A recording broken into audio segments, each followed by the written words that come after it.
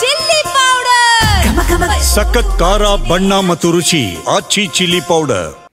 ಹಾಸನಾಂಬೆ ಸನ್ನಿಧಿಯಲ್ಲಿ ಕಾಲ್ ತುಳಿತ ಆಗಬಹುದು. ಹೀಗಂತ ಹಾಸನಾಂಬೆಯಲ್ಲಿ ಇವತ್ತು ಕಾಲ್ ತುಳಿತ ಆಗುವಂತ ಸಾಧ್ಯತೆ ಹೆಚ್ಚಿರುತ್ತೆ ಅಂತ ಎಸ್ಪಿ ಹೇಳಿದ್ದಾರೆ. ಹಾಸನಾಂಬೆಗೆ ಹೊರ ಜಿಲ್ಲೆಯ ಭಕ್ತರನ್ನ ನಿಯಂತ್ರಿಸಿ ಕಾಲ್ ತುಳಿತ ಸಂಭವಿಸಿದ್ರೆ ಪೊಲೀಸ್ ಇಲಾಖೆ ಹೊಣೆಯಲ್ಲ. ಹೀಗಂತ ಹಾಸನ ಜಿಲ್ಲಾಧಿಕಾರಿಗೆ ಹಾಸನ ಎಸ್ಪಿ ಅವರಿಂದ ಪತ್ರ ಬರೆಯಲಾಗಿದೆ. ಡಿಸಿಗೆ ಪತ್ರ ಬರೆದಿದ್ದಾರೆ ಹಾಸನ ಎಸ್ಪಿ ಮೊಹಮ್ಮದ್ ಸುಜೀತಾ. ದೀಪಾವಳಿ ಹಬ್ಬದ ಪ್ರಯುಕ್ತ ಸಾಲು ಸಾಲು ರಜೆ ಇದೆ.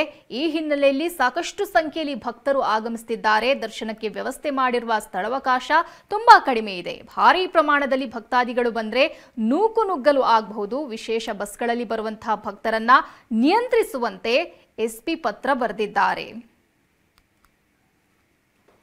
ಈ ಬಗ್ಗೆ ಹೆಚ್ಚಿನ ಮಾಹಿತಿ ನೀಡಲಿದ್ದಾರೆ ನಮ್ಮ ಪ್ರತಿನಿಧಿ ಮಂಜುನಾಥ್. ನೇರ ಸಂಪರ್ಕದಲ್ಲಿ. ಎಸ್ ಮಂಜುನಾಥ್, ನಿನ್ನೆ ಮೊನ್ನೆಯ ದಾಖಲೆಯ ಸಂಖ್ಯೆಯಲ್ಲಿ ಭಕ್ತರು ಬಂದಿದ್ದಾರೆ. ಆದರೂ ಕೂಡ 4.5 ಲಕ್ಷಕ್ಕೂ ಅಧಿಕ ಭಕ್ತರು ಬಂದಿದ್ದಾರೆ. ಇವತ್ತು ಭಾನುವಾರ ಬೇರೆ, ನಾಳೆ ದೀಪಾವಳಿ, ಸಾಲು ಸಾಲು ರಜೆ ಬೇರೆ ಇದೆ. ಇನ್ನೂ ಕೂಡ ಸಾಕಷ್ಟು ಸಂಖ್ಯೆಯಲ್ಲಿ ಭಕ್ತರು ಬರುವಂತಹ ನಿರೀಕ್ಷೆ ಇದೆ. ಇವತ್ತು ಅಲ್ಲಿ ಯಾವ ರೀತಿಯಾಗಿ ಚಿತ್ರಣ ಕಂಡು ಬರ್ತಿದೆ? ಬೆಳ್ಳಂಬೆಳಗ್ಗೆಯೂ ಕೂಡ ಸಾಕಷ್ಟು ಸಂಖ್ಯೆಯಲ್ಲಿ ಭಕ್ತರು ಇದ್ದಾರಾ? ಹೇಗೆ? ಸುಭಶ್ರೀ, ವರ್ಷಕ್ಕೆ ಒಮ್ಮೆ ಮಾತ್ರ ದರ್ಶನವನ್ನು ಕಾಣಿಸ್ತಕ್ಕಂಥ ಹಾಸನದ ಶಕ್ತಿ ದೇವತೆ ಹಾಸನಾಂಬೆ ದರ್ಶನೋತ್ಸವದ 10ನೇ ದಿನ ಇವತ್ತು ಕೂಡ ಲಕ್ಷಾಂತರ ಸಂಖ್ಯೆಯ ಭಕ್ತರು ಹಾಸನಾಂಬೆ ದರ್ಶನಕ್ಕೆ ಬರ್ತಾ ಇದ್ದಾರೆ. ನಾವು ನೋಡ್ಬೋದು ಹಾಸನಾಂಬೆ ದೇವಾಲಯದ ಗರ್ಭಗುಡಿ ಇದು. ಈಗಾಗಲೇ ಬೆಳಗ್ಗೆ 5 ಗಂಟೆಯಿಂದ ದರ್ಶನೋತ್ಸವ ಆರಂಭ ಆಗಿದೆ.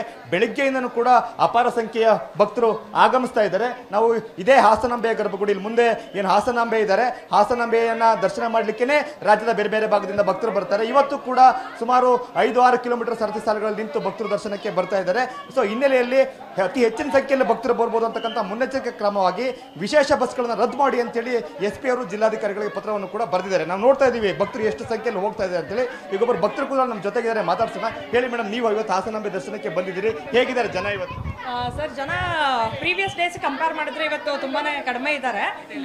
ನಾವು 10 ವರ್ಷದಿಂದ ಬರ್ತಾ ಇದ್ದೀವಿ, ಕಳೆದ 10 ವರ್ಷದಿಂದ ದರ್ಶನ ಎಲ್ಲ ತುಂಬಾ ಚೆನ್ನಾಗಿ ಆಗ್ತಿದೆ. ಬಟ್ ಈ ಸಲ ಅರೇಂಜ್ಮೆಂಟ್ಸ್ ಆಗಿರ್ಬೋದು, ಸಿಸ್ಟಮ್ ಆಗಿರ್ಬೋದು ಎಲ್ಲ ತುಂಬಾ ಚೆನ್ನಾಗಿದೆ.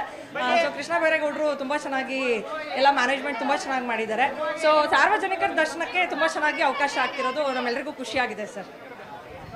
ಭಕ್ತರ ಮಾತುಗಳು. ಈ ವರ್ಷ ಕೇವಲ 9 ದಿನಗಳಲ್ಲಿ 17 ಲಕ್ಷಕ್ಕೂ ಅಧಿಕ ಸಂಖ್ಯೆಯ ಭಕ್ತರು ದರ್ಶನ ಮಾಡಿರ್ತಕ್ಕಂಥದ್ದು ಒಂದು ಕಡೆ ದಾಖಲೆ. ಆದರೆ ಈಗಾಗಲೇ ದೇವಾಲಯಕ್ಕೆ 13 ಕೋಟಿಗೂ ಅತ್ಯಧಿಕ ಒಂದು ರೀತಿ ದೇಗುಲಕ್ಕೆ ಕಾಣಿಕೆ ಕೂಡ ಹರಿದು ಬಂದಿರತಕ್ಕಂಥದ್ದು ಕೂಡ ಒಂದು ರೀತಿ ದಾಖಲೆ ಆಗಿರ್ತಕ್ಕಂಥದ್ದು. ಶುಭಶ್ರೀ, ಧನ್ಯವಾದ ಮಂಜುನಾಥ್ ತಮ್ಮೆಲ್ಲ ಮಾಹಿತಿಗೆ.